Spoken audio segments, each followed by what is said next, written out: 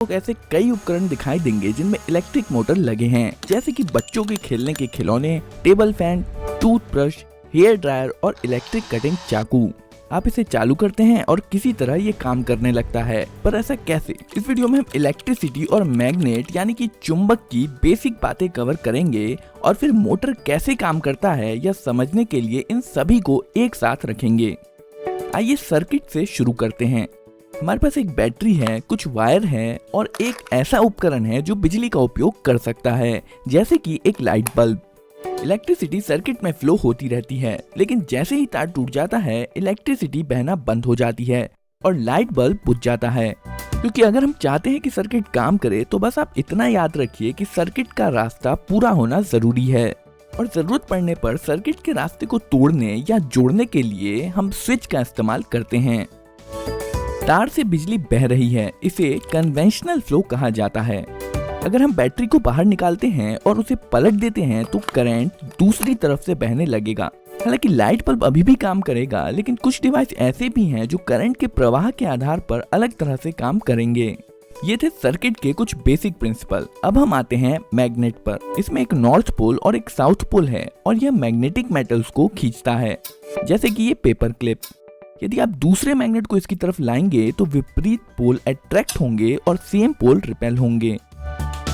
जरूरी नहीं कि मैग्नेट इसी शेप का हो। उदाहरण के लिए कुछ मैग्नेट ज्यादा फ्लैट हो सकते हैं, जैसे कि ये मैग्नेट। इन मैग्नेट्स को परमानेंट मैग्नेट्स कहा जाता है, क्योंकि यह मैग्नेट्स हमेशा काम करते हैं। आप इन्हें बंद या चालू नहीं कर सकते। यह कई छोटे छोटे मैग्नेटिक डोमेन से बना होता है जो एक ही दिशा में रहते हैं, लेकिन आगे हम ऐसा मैग्नेट भी देखेंगे जिसमें हमेशा ऐसा नहीं होता है। अब हम एक परमानेंट मैग्नेट लेंगे और बीच में एक छेद करेंगे और इसे एक ऐसी रॉड पर रखेंगे जहां पर यह आसानी से घूम सके। इसके साइड में एक दूसरा मैग्नेट लाने पर हम देखेंगे कि रॉड पर रखा मैग्नेट तुरंत घूमना शुरू कर देगा, जब तक कि दोनों मैग्नेट्स के विपरीत पोल आमने सामने नहीं आ जाते हैं। अब अगर साइड वाले मैग्नेट को उलट दें तो सेम पोल आमने सामने आ जाएंगे और एक दूसरे को रिपेल करेंगे और विपरीत पोल एक दूसरे को अट्रैक्ट करेंगे। अब अगर हम साइड मैग्नेट को बार बार उल्टा करते रहेंगे तो हमारा घूमने वाला मैग्नेट घूमता रहेगा। अभी के लिए बस ये घूमने वाला कॉन्सेप्ट याद रखिए, हम इस पर जल्द ही वापस आएंगे। यहाँ पर एक मेटेलिक बोल्ट है जो मैग्नेट नहीं है। असल में यह मैग्नेटिक डोमेन से तो बना है, लेकिन इसके मैग्नेटिक डोमेन विभिन्न दिशाओं में है। चलिए अब इस बोल्ट पर तार को कई बार लपेटते हैं और एक सर्किट बनाते हैं। तारों के माध्यम से बहने वाला करंट मैग्नेटिक डोमेन्स को लाइन अप कर देता है। इसका मतलब है कि हमने अभी अभी एक मैग्नेट, या ज्यादा स्पष्ट तरीके से कहें तो एक इलेक्ट्रोमैग्नेट बनाया है। यह वैसे ही काम करता है जैसे कि एक परमानेंट मैग्नेट।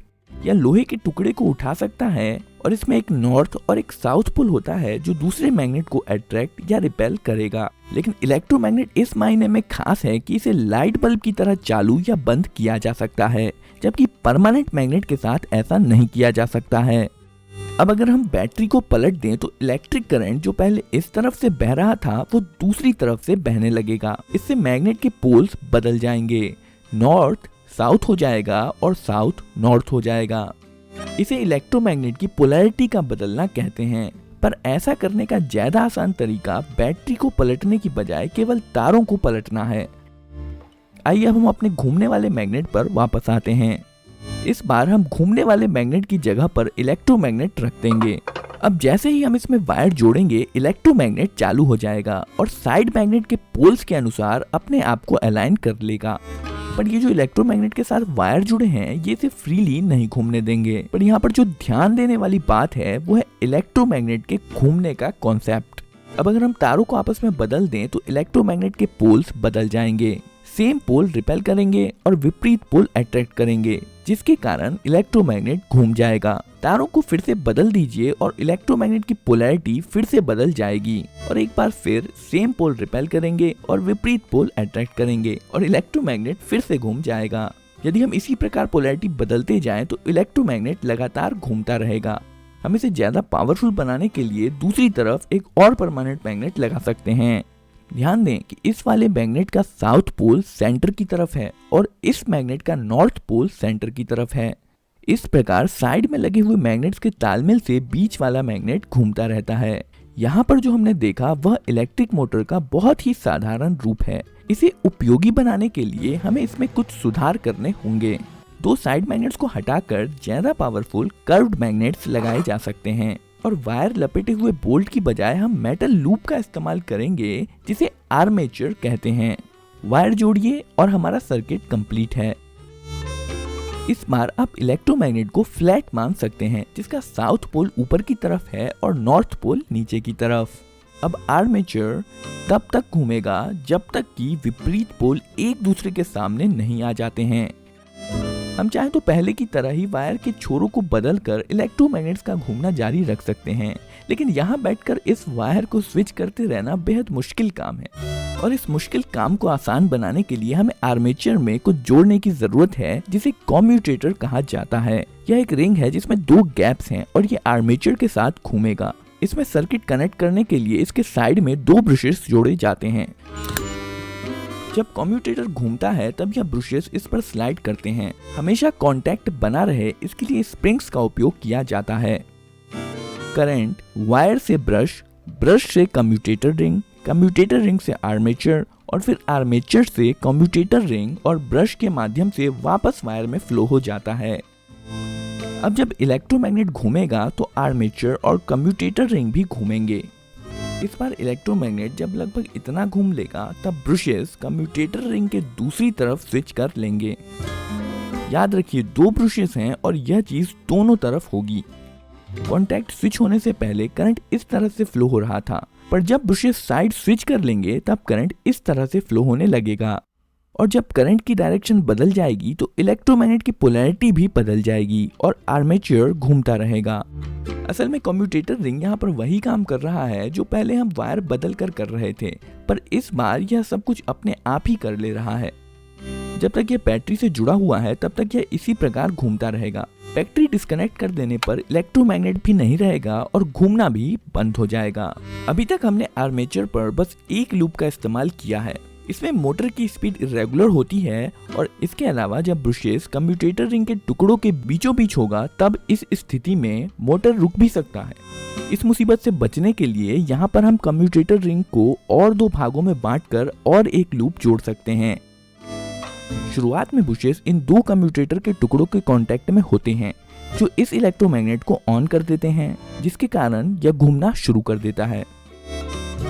पर जब कम्यूटेटर रिंग घूमकर इस पोजीशन पर आती है तो ब्रशेस का कांटेक्ट कम्यूटेटर टुकड़े के अगले जोड़े के साथ हो जाता है, जिसका मतलब है पिछला वाला लूप ऑफ हो जाता है और अगला लूप ऑन हो जाता है और अब अगला इलेक्ट्रोमैग्नेट घूमता है। ब्रशेस फिर से कांटेक्ट बदलते हैं और अगला लूप ऑन हो जाता है। मोटर के घूमने के दौरान यह लगातार होता रहता है और लूप्स एक के बाद एक इलेक्ट्रोमैग्नेट बनते रहते हैं और मोटर को घुमाते रहते हैं। कुछ इलेक्ट्रिक मोटर के आर्मेचर में कई लूप्स जोड़े जाते हैं जिससे मोटर स्मूथली चलता रहता है। आर्मेचर के घूमने से जो घूमने वाला बल पैदा होता है उसे टॉर्क कहते हैं। ज्यादा टॉर्क का मतलब है मोटर की ज्यादा स्पीड। मोटर का टॉर्क बढ़ाने के लिए हम कुछ चीजें कर सकते हैं, जैसे ज्यादा वायर होने से इलेक्ट्रोमैग्नेट ज्यादा पावरफुल होता है। उदाहरण के लिए अगर बोल्ट पर ज्यादा वायर लपेटा जाए तो पावरफुल इलेक्ट्रोमैग्नेट बनेगा। आर्मेचर लूप्स भी बहुत सारे वायर से बने होते हैं, जिसका मतलब है मोटर में ज्यादा पावरफुल इलेक्ट्रोमैग्नेट होगा और मोटर भी ज्यादा स्पीड से घूमेगा। यही कारण है कि अगर आप किसी असली मोटर को खोलकर देखेंगे तो पाएंगे कि उसमें बहुत सारा वायर लपेटा हुआ होता है। ज्यादा वायर का मतलब है ज्यादा पावरफुल इलेक्ट्रोमैग्नेट। इसे पावरफुल बनाने का दूसरा तरीका है कि इसमें ज्यादा इलेक्ट्रिसिटी दी जाए। आइए हम मोटर से संबंधित और भी कुछ नाम देख लेते हैं। यहाँ पर जो पार्ट्स नहीं घूम रहा है उसे स्टेटर कहते हैं, जो कि इस केस में साइड में लगे दो परमानेंट मैग्नेट्स हैं। ये स्टेटर एक मोटर केस के अंदर फिट होता है और बीच में जो आर्मेचर है उसे रोटर भी कहते हैं। यही वो पार्ट है जो घूमता है। मोटर के बीचों बीच एक शाफ्ट लगा होता है जो मोटर के पीछे से बाहर आता है। इस वीडियो में आपने जो मोटर देखा है वह एक डीसी मोटर है। अगर आपके पास कोई उपकरण है जिसमें मूवमेंट होता है और वो बैटरी से चलता है तो ज्यादा चांसेस हैं कि उसमें डीसी मोटर ही लगा होगा। मोटर चाहे जिस भी प्रकार का हो, लेकिन अधिकांश तरह के मोटर्स रोटेटिंग मोशन बनाते हैं जिसे बाद में उपयोग अनुसार अलग अलग मोशन में बदल दिया जाता है। तो ये वीडियो आपको कैसी लगी कमेंट करके जरूर